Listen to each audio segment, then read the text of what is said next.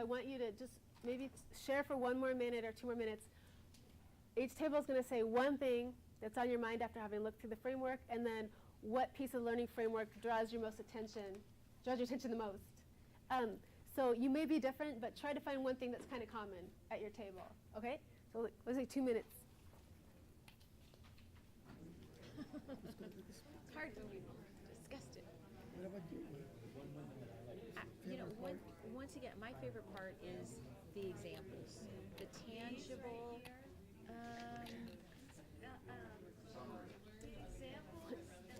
The benchmarks. He said cookies. Sides of the same coin, kind of. The examples, though, are really concrete, go out into the world and do these things. Yes. The sub-benchmarks are more academic in flavor. So they tell you to look for this type of examples, or they tell you to look for this type of reading thing, and then they give you some examples. Of where you could do that. Yeah, and then they expect you to expand on your The examples. examples are what I like. I'm like, oh, I see what you mean now. If Yes. you want to, if they need to be able to do these things, then that gives me a good idea of what you're looking for. Yes. 3. That's in the introduction. One thing that kind of struck me is I always kind of thought of the learning standards as something I just had to put on my syllabus. I didn't recognize that, oh, there's direct examples, I can go to the learning standards, and I can get ideas for my classroom. Yes. I thought it as, oh, this is going to be something extra I have to do. Create your own. Yeah, but actually it's a resource. It's not an additional thing I have to do. Yeah. The other thing I thought that was interesting was that Inner Mongolia, when were we there? focus on adults. Okay. And I think it's much better. Yowza. I have a Mongolian student for the very first time right now, but that's another country. Wow. So kind of keeping that. I was at Beijing Language Institute and then Beijing University. That was learning like standards for ABS. in Haidianqu, But the learning standards like that you use northwestern, to K through 12 the are university very area. similar. In China too. They just have different examples. Thanks. Yeah. I understand. So it's cold. Yeah. The way the word is used for K through 12. There's a list of things you have to read and outcome for. Wow. Those are university? Okay. It's not. You have to be able to do the difference. Yeah. Like We have what's called Standards, proficiencies. like That's so cool. because of the way people always ask me 12 as a checklist type of thing. Like I don't know that I would use that for That's a good point. That could be Yeah. a way to Definitely. differentiate the two. Yeah, I'm trying to remember the standards. So is that I a big learned when I city was doing or my master's what? class. They were very similar, Yeah. but they were more. That's small They were city, yeah. still, use what a Wow. graph in Wow, order wow, wow. to explain. So it was a similar thing, but they didn't actually tell you that these are the 4 steps to do when you're doing that standard. Yeah. So this is more of a tool, and that was more of the box. Or this is more of the tools in the box, and that was more of the building. Yeah. I think this can Um, simplify. were there? I only knew one Inner Mongolian the whole time I lived in China. Coming up with a But he tangible spoke idea, Mongolian which is, or and something, then, like you said, looking right? at Was it the same as what? As Mongolia, Mongolia? Exactly. sub benchmarks to actually look Yeah. and be able to work with the students and try and transition them. Wow. And also, sometimes we do God, I thought Beijing a was reading cool. assignment, but we Nothing don't compared take to that. the full length. And this helps us to see how Well, I was there in we the go from 80s. just reading the words and understanding everything in an ESL capacity to bringing it into the real world and applying it to your life and applying the critical thinking aspect. Big time. Or giving Yeah. a purpose Well, like the to first reading it and then year in maybe looking at Beijing, strengths and in the saying, winter okay, there was when you're only reading this, cabbage, read it for like this now. in the market, and then by the 3rd year there was everything. So they were allowing people to grow and sell. It was like that changing time from letting people be.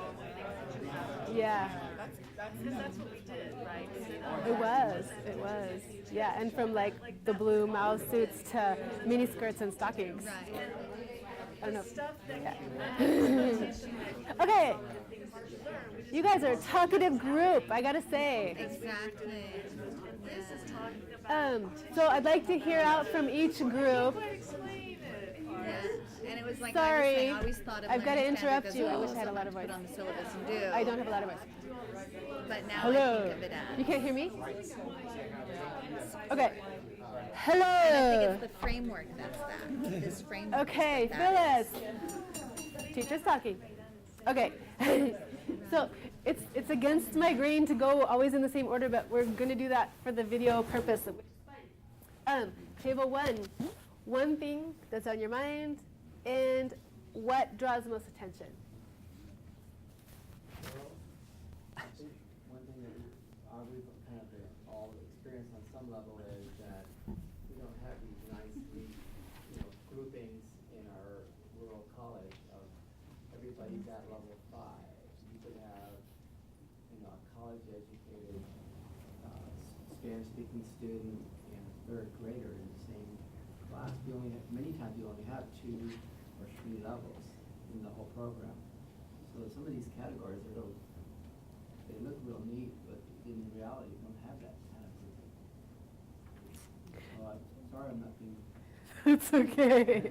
And one thing, if in the learning circles that follow it in some form, that's one of the things that we do is like, how could you use the cross-level matrix, cross-level spread thing, to approach developing a lesson or an activity for a multi-level classroom. That's one of the things that we do in that. So hopefully that looking at the whole thing can help deal with that. So good. And then what draws the most attention? Just that we seem to keep going back to application, like, I do. Application like in the standard Well, itself? even like, yeah, and different, just like he explained, and.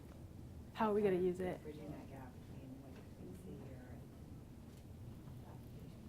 But like you're saying, that comes With practice and with some workshops and stuff. yeah, definitely does. And we're hoping that you'll get your hands into it. Like, think of yourself as like a 2-year-old with a plate of spaghetti and like just go for it. Try it. The more you use it, the better it'll feel. Yeah, definitely. Okay. Maybe not. All right, table number 2. What's on your mind and draw the most attention? We've been talking a lot most of the day today about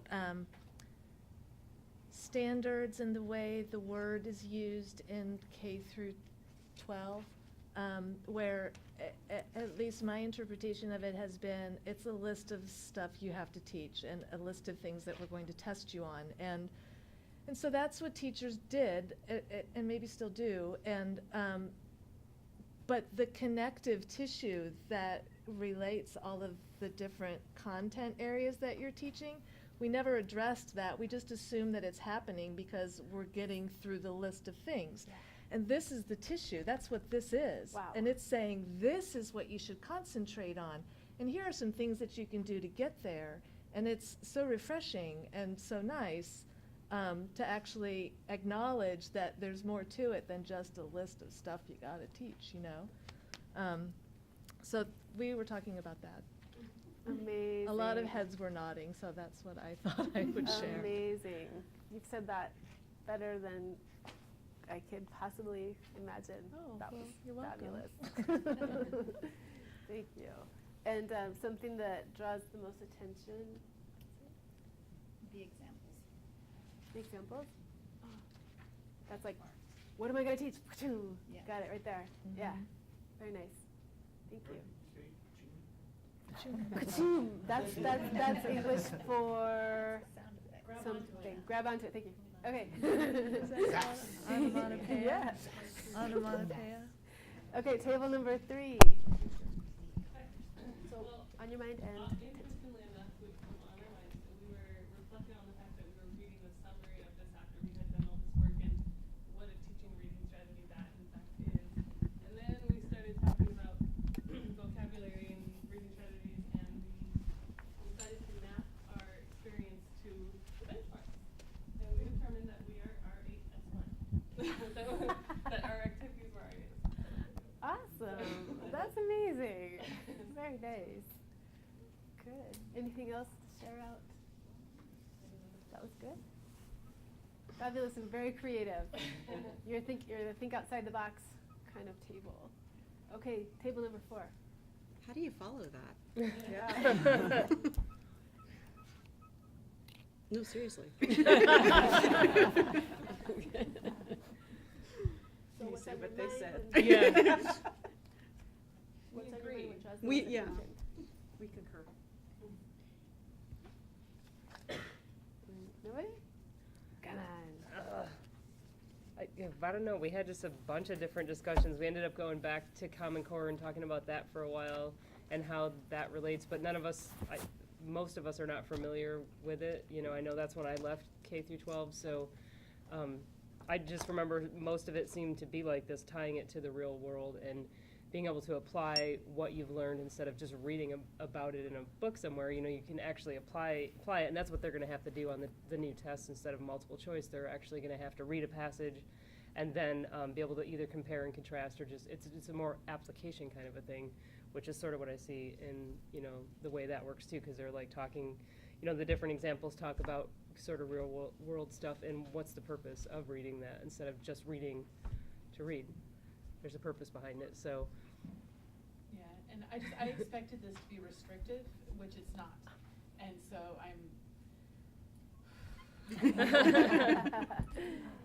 Awesome. Yeah, this is like this giant platform to like do amazing teaching from. Yeah. Thank you. And table number 5. So what's on your mind and what draws the most attention? What draws your attention the most?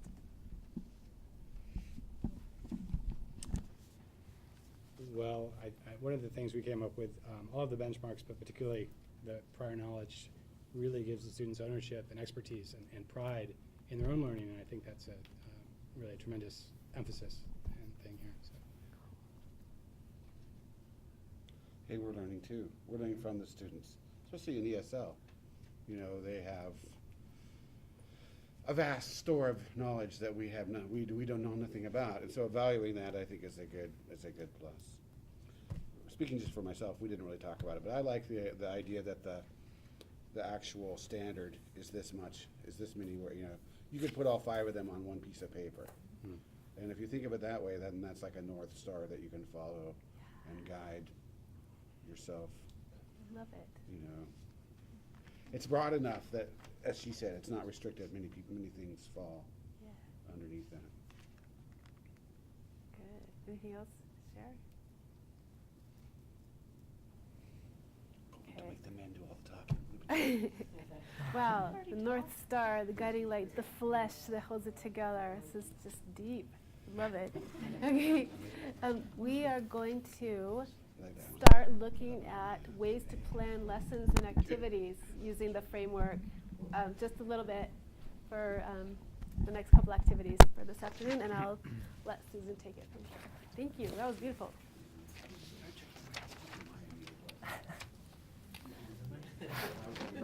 It's like being at a doctor's office. Okay, check me again. Actually, I think, you know, just to assess it, what's the previous knowledge. It's like getting to know your audience before trying to make your... Okay, before you start talking too much, we're going to do something together, and then I'm going to give you time to do a lot of talking, okay? In your packet that you got today that had the PowerPoint slides, look for a piece of paper with a chart at the bottom, and it says Approach 1 Reading. We're going to use this. Actually, go ahead and find 2. I'm going to move this for a second. there's a blank one and one with print. Yeah, actually, go ahead and get both of them. Get the blank one that says Approach 1, and the other one that says Reading Example, Approach 1. They should be right next to each other.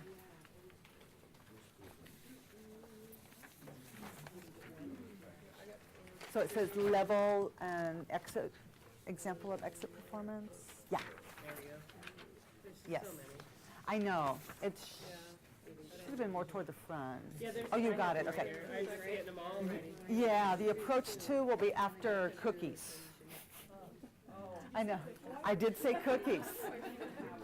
If you do well, we get cookies. Yes. Thanks to wonderful Lane Community College, they are free. Oh, gluten-free? Oh, I have no idea. I would really doubt it. I have a banana I can give you.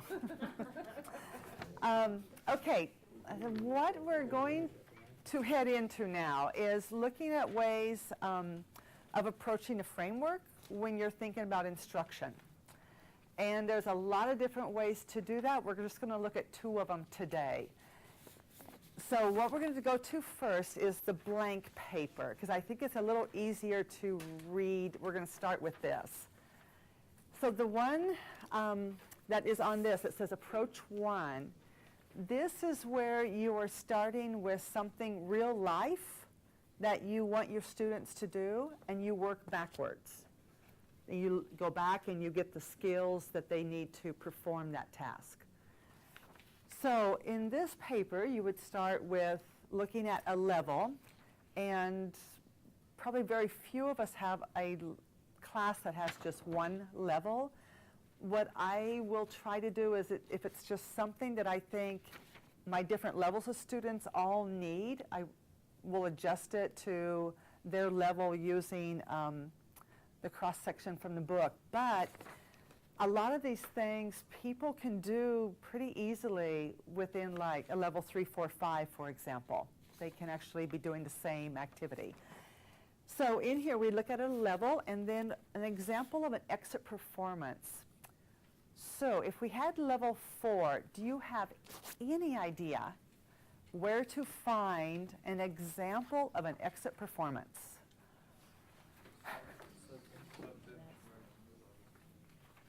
So in the reading, can you give me a page number?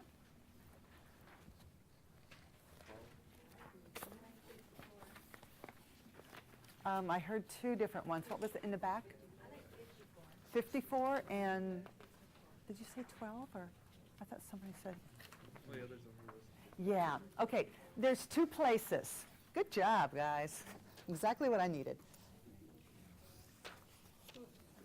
So the first one that we will look at is the pages, oh, yours is 12? Ooh, okay, I think we have different editions of the framework. Mine is 14, oops, sorry. You know what, it is 12. Yep, 12, 13. In the reading, yeah, we're going to keep with reading. So if you're on 12, 13, at the top it says level descriptions. And if you look down, for example, under number 4, all of these would be exit performance tasks that students could do. So this is what they should be able to do when they finish the level. So read aloud a picture book with simple text to a young child. Read greeting cards to choose an appropriate one for a friend. Utility bills. Read utility bills. Bring a utility bill from my house. They can probably